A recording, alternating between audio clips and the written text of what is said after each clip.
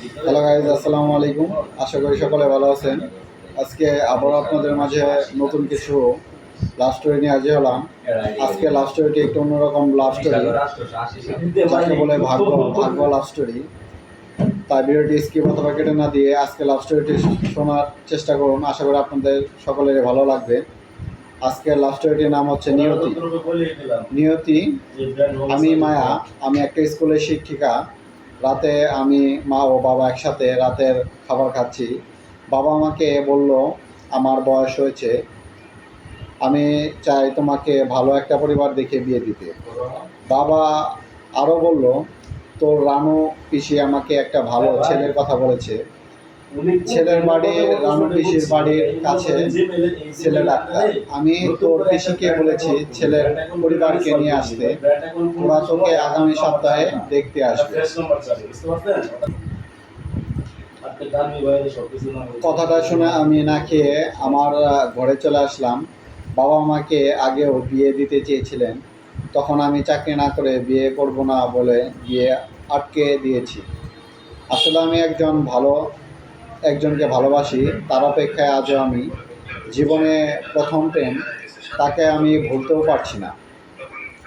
চোখ বুঝলে মনে পড়ে সেই দিনটি, দোলের দিন। মা বাবা ও আমি শান্তিনিকেতনে আসলাম। আমার নাচের অনুষ্ঠানে একটি ছোট মেয়ে নাচ দেখেছি। হঠাৎ করে পিছন থেকে কয়েকটি ছেলে আমাকে আবির দিল। আমি ঘুরে তাকিয়ে দেখি একদল ছেলে আবির খেলেছে। একটি ছেলে এসে আমাকে আবির দিল। ওই প্রথম দেখা। বিকেলের গানের অনুষ্ঠানে আমি একটা রবীন্দ্রনাথ সঙ্গীত গান গাইলাম। আমার গান শেষে আমার কাছে এসে বলল, গানটি খুব সুন্দর হয়েছে। ও একটা গান গাইলো, খুব ভালো গান গায় ও। ও গান শেষে আমার পাশে এসে বসলো, আমাকে আমার নাম জিজ্ঞেস করলো। আমি বললাম, আমার নাম মায়া, তোমার নাম কি? ও বলল, আমার নাম রণবীর, সবাই রণ বলে ডাকে। কথা বলতে বলতে ও সম্পর্কে সব বলতে লাগলো। আমি আমার সম্পর্কে বললাম। অনেক সময় কথা বললাম।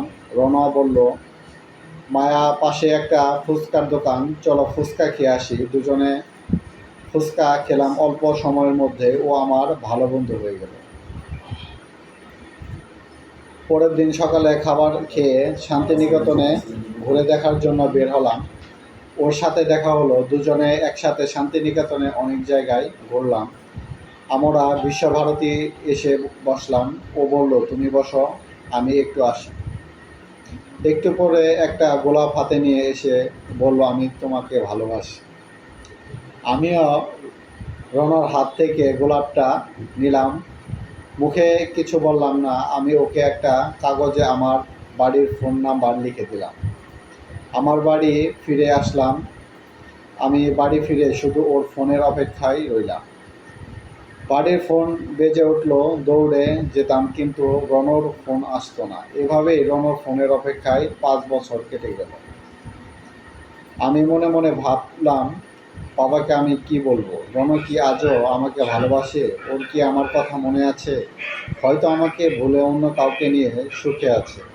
আমার চোখ দিয়ে জল ঝরে পড়েছে। এসব ভাবতে ভাবতে আমি ঘুমিয়ে পড়লাম। গল্পটা বাকিটা পরের পর্বে। সবাই ভালো থাকবেন। আশা করি গল্পটি আপনাদের সবারই ভালো লেগেছে, এবং এর পরবর্তীতে আপনারা কী ধরনের লাভ স্টোরি শুনতে চান তা কমেন্ট বক্সে কমেন্ট করে লিখতে পারেন। আজকের ভিডিওটি এ পর্যন্তই। সকলে ভালো থাকবেন। আসসালামু আলাইকুম।